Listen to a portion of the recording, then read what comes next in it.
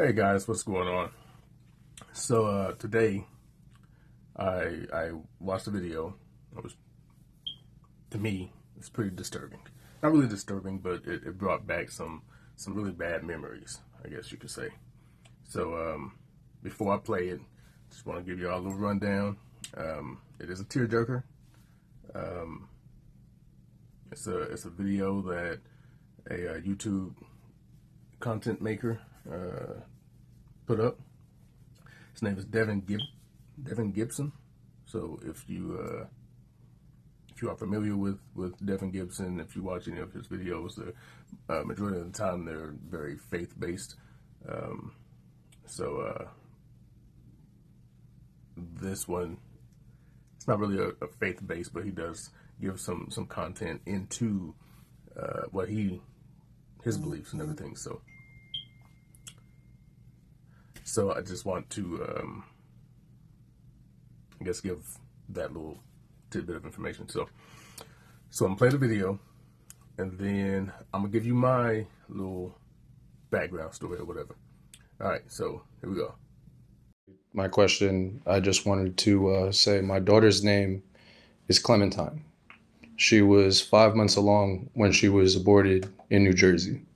My daughter was healthy. I begged her mother not to go through with the abortion. For 5 months, we went back and forth. I don't hate my ex. I love her, and I'm working on forgiving her. She was confused. She was uncertain, and she had doubts. Mike Tyson has doubts before he gets into a ring. This was an option, and she took that option, and she regrets it now. Why do you think, and this is just a thought that just came into my head, why do you think that people dehumanize my Clementine? Why wasn't she human enough for people to help me mourn? Why wasn't she human enough for people to talk about? My mother was given birth to prematurely at 5 months. My daughter was 5 months. I didn't get to say goodbye to my daughter. I didn't know about the abortion until after it happened. I begged her not to do the appointment. She told me that she canceled it. My daughter was 5 months, and she was ripped apart. My daughter doesn't get a funeral. My daughter doesn't get respect. As my friend asked, yeah, medical testing on a healthy baby. Why? My girlfriend didn't pay for the abortion. The clinic did. How much money did they make off of my daughter's body? How many other babies did the doctor kill since she's been dead? This has been a month and 3 days. This happened March 12th and 13th. My daughter was conceived October 25th. She was supposed to be born July 20th. My daughter was a person. My daughter is an angel. And I pray for her every single day. I talk to her. I still feel like she's there. I feel like on July 20th, my daughter is going to be there. She doesn't get a funeral. I have her sonogram picture the first time I heard her heartbeat. And I bring this up to people and I say, well, she had a heartbeat. Wasn't she a person? And I'm being told she's a fetus, which, by the way, everybody, that's Latin for offspring. Okay? So I don't know why we're speaking Latin. I speak English. And my daughter not only matters, but I do not want my daughter to be forgotten. I want my daughter's story to be talked about. I want her to be remembered. She wasn't just a fetus. And yeah, maybe she was just a 10%. Maybe. But she was a lot more than that for me. For 5 months, I'm told by my friends, I'm crying over somebody I never met before. I'm told by people, well, she wasn't even a person. She was just a fetus. She wasn't even a baby. She wasn't fully developed. My daughter was still growing. And my relationship with my daughter was going to grow for the rest of our lives. Why isn't my daughter human enough? So I'm gonna just stop it right there.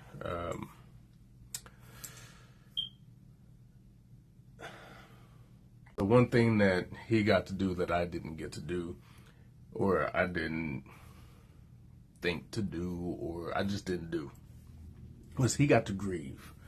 he got to grieve the loss of his baby. He had, more time during the development of his child than I did. So his child was 5 months. Mine was a little over a month. And the night that I found out, I came home from police academy, and she was sitting on the couch, and I walked in, and normally she's like she greets me, and it was a big hug and a kiss, and because I've been gone all week. Well, this night she didn't do that, and so I walked in and I was like, "What's up?" And she looked at me and she was like, "I'm pregnant." And I was like, "What? For real?" I kind of got happy because, I had for 9 years been in my oldest nephew and for about 5 years in my youngest nephew's life, pretty much as a caretaker, a live-in babysitter, I guess you could say, since I was 12 until 21. And so now, it's my chance to have my own, get to have my own child, something that's mine, And so she told me, she was pregnant, and, I was all happy, I ran over to give her a kiss, and she stopped me and was like, I'm not keeping it, I can't keep it. I'm gonna abort it. And I was like, what do you mean you're gonna abort it? Nah, you can't do that. There's no way you can do that. You're not aborting. How you gonna tell me, one, that you're pregnant, and two, that you ain't gonna keep the child in the same breath? Like, who does that, right? So I was like, I ain't even gonna listen to that. I ain't even gonna let that enter my mind, anything, I'm gonna leave. So I left. I walked to my mom's house. I was about, a block and a half away. And I talked to my stepdad. We talked out on the porch.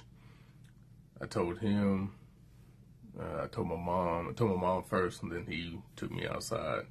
And we talked, and he told me a story that, he's told me several times before about the death of his newborn child. And so,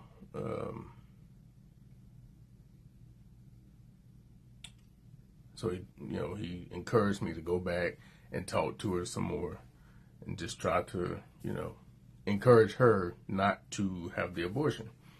So I was like, I don't know when she took the test, but she already had time to think about this. And she, it's all in her head. She's not having this child.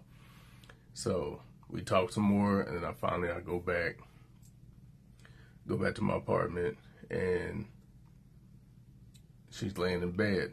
And so I'm like, yo, you gotta get up. We gotta discuss this. And so she's like, there's nothing to talk about. I'm having the abortion. That's the end of it. I said, nah, that's not the end of it. It ain't happening that way. I'm a fight. Whatever I gotta do. So I started, not that night, but the next day. We woke up and we argued over this decision. She told me that it was a medical reason that she had to have the abortion. She could not have any more kids. If she had a kid, it would kill her. She already had a 1-year-old son, and she was high risk with that one. And so if she had another one, it would for sure kill her. That's what the doctor told her. And so You know, and I do that because that was the quote at the time. Not to be, you know, disrespectful or anything like that. That was the quote at the time, so I'm quoting what was said. So she, her mind is made up. I'm arguing, and you know, just constantly, just you can't do this, you can't do that. Just you know, it's half mine. Just had a baby. You ain't got to be in the baby's life. I don't care. Just had a baby, you know. And this is January 2008. So we argued for probably, I don't know, it's about three weeks or so. We argued, you know, and in the midst of this, I'm still going to police academy. I get to come home on the weekends, so I'm gone all week. So most of it is through text, you know, you can't do this, blah, blah, blah, blah. And then the rest of it is, you know, over the phone. And then during the weekend, I come home and we argue some, like the entire time we're arguing. I tell my mom is, you know, she's like, we got to pray for it, you know, do all this and that, you know. And so we do all that, you know, we pray, we, you know, everything. I argued, fussed and fought, and her mom was made up. She's gonna do it. You know, she had the funds. Her mom was helping her with it, and her mom drove her to the clinic. Matter of fact, the day that she had the abortion, the day it was scheduled, I was in Cleat, police academy, and she, no, not she, the class that we were taking was being instructed by an FBI agent. So the topic was domestic terrorism. And one of the subtopics was abortion clinic bombings. So we went over, we watched videos of investigations and undercover agents that were doing, you know, and reporters that were recording what happens inside these clinics and everything. And they, you know, one reporter sat down with a doctor and actually recorded the conversation of what they were going to do, how they were going to do it, how much it was going to cost, all this stuff. And so I'm sitting there, you know, I'm trying my best to, you know, maintain my composure, but I also know that this thing is scheduled on this particular day. I don't know what time. I think it was supposed to be at like 10 o'clock, but I didn't know. So after seeing video and photos of aborted fetuses, as he stated, offspring, and after seeing that over and over and over again, and then seeing the bombings and, you know, all this stuff that happened to the clinics and whatnot, but after seeing those, I broke down. I didn't like just bawl out, but, you know, I was clearly, you know, I teared up and everything. And so one of the instructors was like, hey, are you good? You need a minute? And my roommate told him, like, hey, this is what's been going on all week, and it's supposed to be happening today. So he's, you know, this is kind of, you know, it's real. And so the instructor, I remember he was a Native American FBI agent, tall, slender, well-built, dressed in all black, you know, well, black suit, white shirt. And so he stopped and he pointed me out and he was like, hey, do you need a minute? We can take a break and you can go out, you know, if you need to talk to somebody, we can do that. And I was trying to be, you know, tough guy. I said, nah, it's all good. And then finally I just couldn't. So I stepped out. And he and one of the other instructors came out there, and they were like, just pretty much like, hey, sorry that you're going through this, but you got a job to do. So you got to clear your mind, cry your tears, clear your mind, and get back in there so we can finish this. And I was like, all right. Went to the bathroom, washed my face, tried to block it out of my mind, went back into the classroom, finished up, graduated 4 days later. And then I just kind of put it in the back of my mind, didn't think about it anymore. So a few years later, 2013, I'm engaged to my now wife, and we have she has a miscarriage. So I'm like, now I'm thinking, man, I'm not supposed to have children. I'm not supposed to be the one, I'm supposed to be an uncle like my entire life, I guess. I ain't supposed to have no kids. So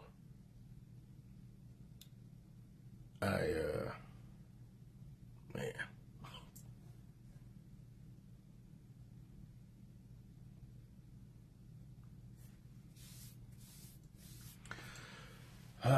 So we ended up going to a candlelight vigil for parents who have lost a child, regardless of how they lost a child. Just parents that lost a child. We go to this vigil, and I hear, parents, moms, dads that get up, and one mom said that she had an abortion when she was 14, and she couldn't forgive herself afterwards, but her mom made her have the abortion, and it wasn't in a clinic. And so hearing that, and then hearing other families talk about having miscarriages, or my sister had a stillborn child, and so just hearing all this, and I was like, man, you know what? This is rough. Like I never dealt with the abortion internally or anything. I never dealt with the abortion. I never dealt with the miscarriage. I just put it off as that's her thing. She lost the baby. I know it's my baby too, but she lost the baby. She's affected by it. And going to this candlelight vigil, it really helped me, because I started thinking about what I should be feeling. Nobody ever told, everybody told me, sorry that happened. You gotta put it out your mind, get back to work. So that's all I ever did. Put it out of my mind, get back to work, do my job, don't think about it. So right back in the back of my mind, never thought about it. Never dealt with anything. It's just, that's what it is. And my wife and I, my fiance at the time, we started talking. And she can tell that I'm just thinking about it. I'm thinking on it and everything. And so we started talking. We pray about it and everything. And she encourages me to reach out to my ex and just tell her how I felt. Let her know that, hey, I'm going to forgive you for this. And please forgive me. This is what I actually wrote to her. Was, it's been 5 years, and I haven't dealt with this emotionally, internally. And I just wanted to let you know that I forgive you for having the abortion. And please forgive me for holding on to this for this long. I didn't talk to her, you know. Anytime I saw her, it was go the other way. I talked bad on her to friends, anybody that knew both of us. I was like, man, this is what she did, and it wasn't good, and it was just eating at me, and I hadn't dealt with it, so it was just destroying me inside, and I felt like having the miscarriage just opened up all those wounds and just made it more real, I guess.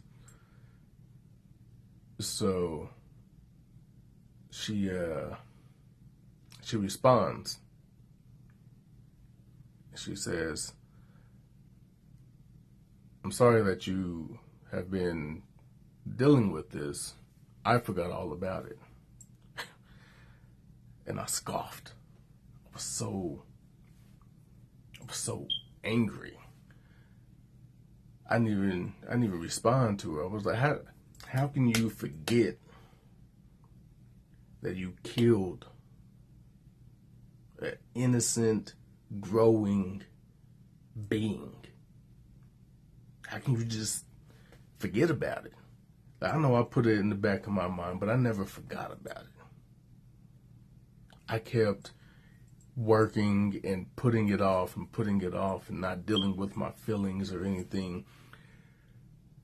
But I never forgot about it.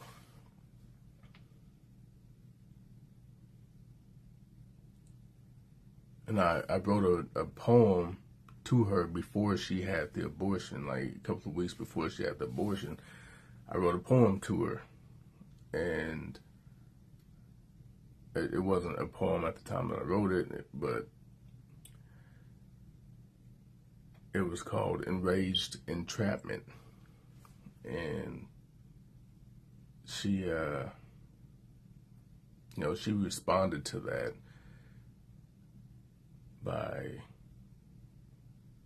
she responded to it with anger. She was like, why are you doing this? Don't do that. It's hard on me. I got to make this decision. I got to do this. And I was like, well, you ain't got to. You decided to do this. And, it was rough. It was really rough. And then when she said she forgot about it, man, that just broke my heart. I was mad. I hated the fact that I even messaged her. I got mad at my wife. I was like, why would you even encourage me to do that? Like, why did I even listen to you, And so I was just back in my feelings, you know what I'm saying?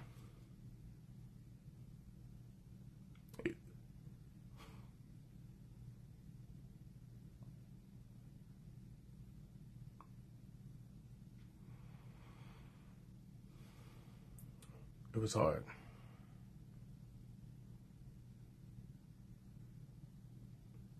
And my wife, bless her heart, she was just trying to help, and I just couldn't believe her response, which made me respond even more harsh.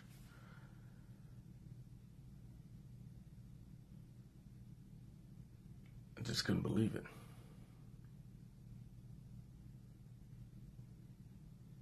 But now, now, we're doing good, We got 3 kids, you know what I'm saying? 3 kids, 3 beautiful children, 2 boys and a girl. They drive me crazy, but I wouldn't trade it for anything. I've lost too much.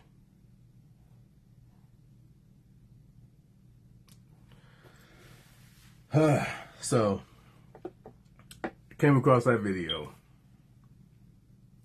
and that just, I said, man, I gotta say something. I gotta say something. I had to say something because of the fact that he went through his emotions. He cried over the loss of his child.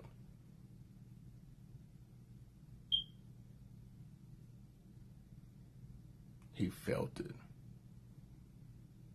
It wasn't just something that his girlfriend did and had to deal with and had to mourn. He actually mourned. And I didn't. And like him, why you crying over something you ain't never met? People just don't understand. They don't get it. They don't know what you've been through.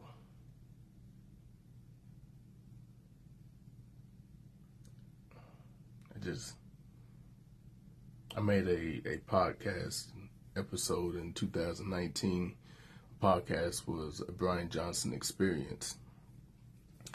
And the episode was episode 10. It was titled Pro-Life.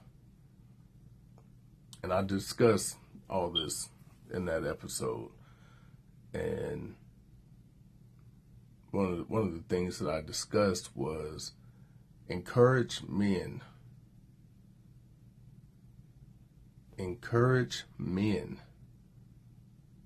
to deal with their emotions.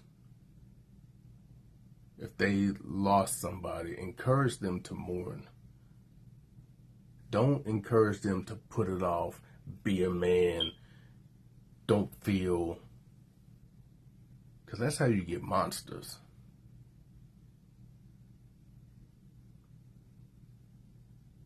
You end up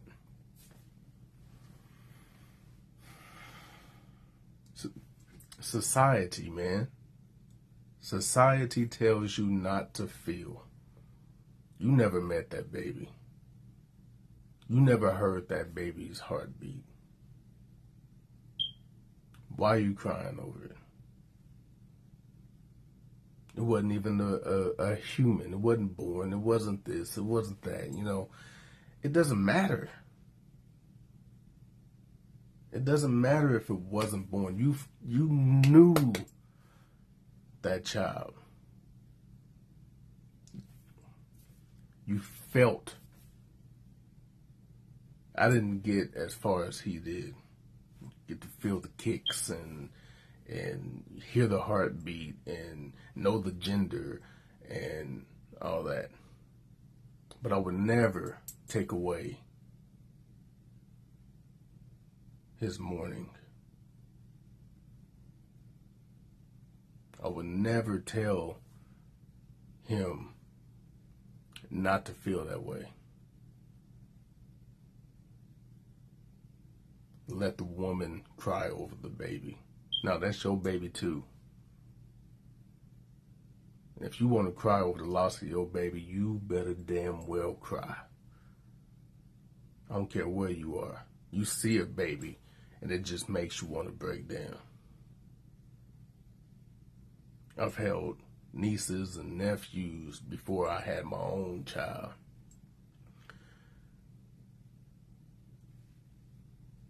And holding them and just looking at them like, man, I should have this too. By the time me and my wife got married, my child would have been 5 years old. 4 or 5 years old.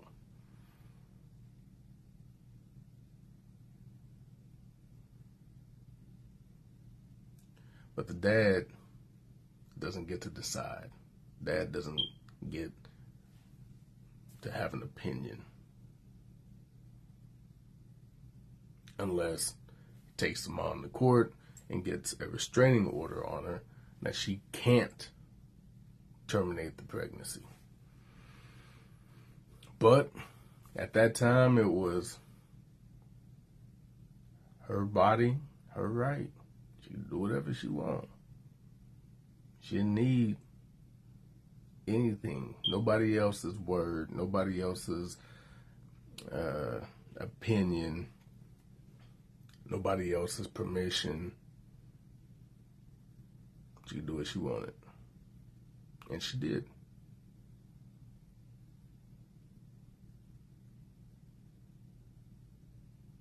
I'm not trying to put anybody down that has had an abortion or, hell, that's even thinking about an abortion. You know, I'm pro-life. Doesn't mean that everybody else has to be. So, you know, you do what you feel is right. And I pray to God that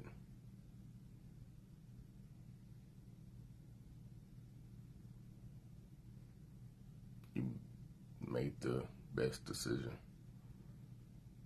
for yourself, for your child, for your family.